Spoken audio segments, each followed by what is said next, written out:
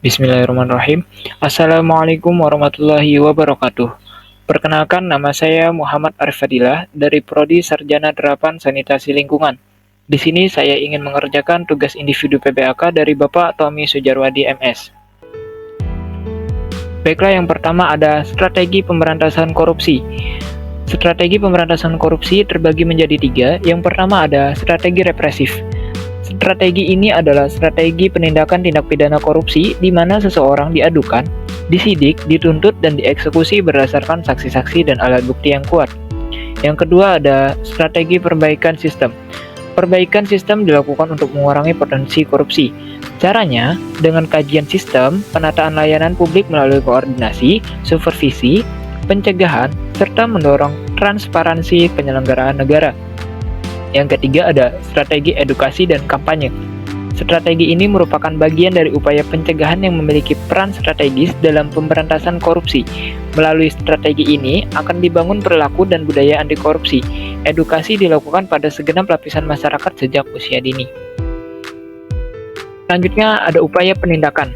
Yang pertama, penanganan laporan pengaduan masyarakat. Yang kedua, penyelidikan.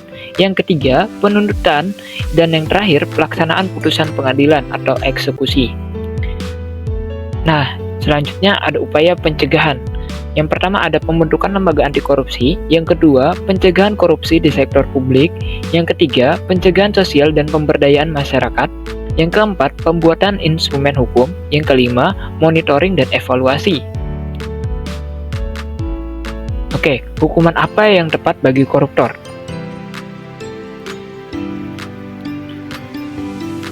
Menurut saya, hukuman yang tepat bagi koruptor itu ialah dimiskinkan dan diasingkan ke daerah terpencil. Ini adalah salah satu hukum terbaik menurut saya. Hukum ini tidak terlalu sadis tapi juga tidak terlalu lembek. Agaknya hukum ini pas bagi pelaku tersebut. Tahu kenapa?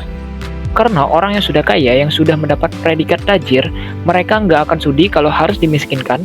Maka dari itu, pilihan ini bisa digunakan untuk mengatasi masalah korupsi di Indonesia.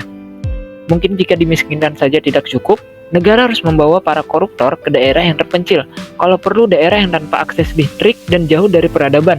Namun tetap harus dengan pengawasan petugas yang jujur dan tanggung jawab.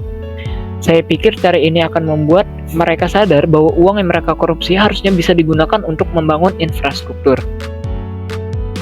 Mungkin itu saja yang bisa saya sampaikan dalam video ini. Apabila ada salah-salah kata, saya mohon maaf. Wabillahi taufiq wal hidayah. Assalamualaikum warahmatullahi wabarakatuh.